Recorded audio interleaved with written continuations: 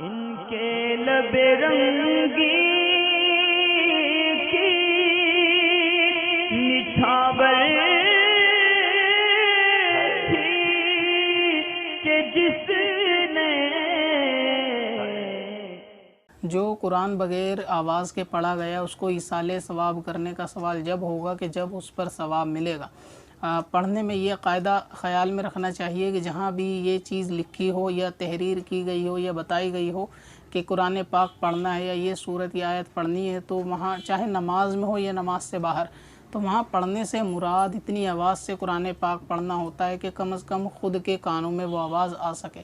یعنی اتنی آواز میں قرآن پاک پڑھے کہ اگر کوئی شور غل آس پاس نہ ہو تو وہ آواز خود کے کانوں میں آئے، اس کو قرآن پڑھنا کہتے ہیں۔ یہی قرآن نماز کے اندر پڑھنے کے حکم میں ہے اور یہی نماز کے باہر حکم میں۔ اب جو آپ نے بیان فرمایا کہ اکثر ایسا ہوتا ہے کہ لوگ قرآن پاک پڑھتے ہیں اور ان کے ہونٹ تک بھی نہیں ہلتے، یعنی خاموشی کے ساتھ قرآن کی تلاوت کر رہے ہوتے ہیں اور صرف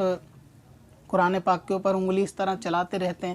اور دل ہی دل میں قرآن پاک پڑھتے ہیں، تو اس طرح سے قرآن پاک پڑھنے پہ ثواب نہیں ہے، اور جب اس کے اوپر اس کو ثواب ملا ہی نہیں تو یہ اس کو ایصال ثواب بھی نہیں کر سکتا، یعنی ایصال ثواب تو جب کرے گا جب اس کے پاس اس کا ثواب ہوگا۔ اتنا ضرور ہو سکتا ہے کہ قرآن پاک کو چھونے کا اور دیکھنے کا ثواب اس کو ضرور ملے، لیکن اس پارے کی تلاوت کا، اس آیت کی تلاوت کا، اس قرآن مقدس کی تلاوت کا ثواب نہیں ہوگا۔ اور اکثر یہ ایسے معاملے گھروں کے اندر، خواتین کے اندر بھی کثرت سے پائے جاتے ہیں، جس کے بارے میں کئی پہلے بھی سوال آ چکے ہیں۔ اس اندیشے پر میں کہتا ہوں کہ خواتین میں کثرت سے پائے جاتے ہوں گے کہ وہ بغیر آواز کے رمضان کے اندر بھی اور غیر رمضان میں بھی جب قرآن پاک کی تلاوت کرتی ہیں تو ان کی آواز جو ہے نہیں آ رہی ہوتی، تو وہ اتنی آہستہ کہ خود کی آواز خود کے کانوں تک بھی نہیں آتی، اور اسی طرح انگلی پھیرتے ہوئے یا نظر کے اشارے سے قرآن پاک کو پورا کر دیتے ہیں، یعنی دیکھتے دیکھتے۔ تو جہاں قرآن کو صرف دیکھتے ہوئے پورا کر دیا گیا ہے، ایک سپارے کو، آیت کو یا ایک پیج کو،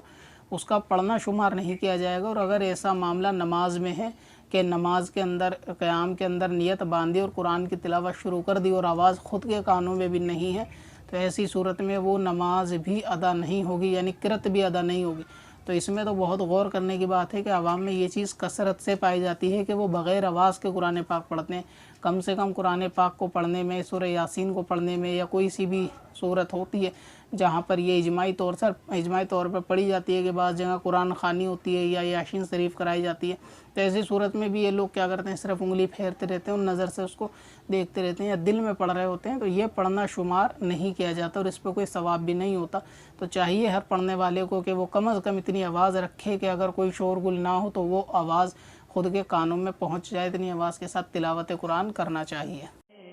پتھر میں حسن لالے پرنوار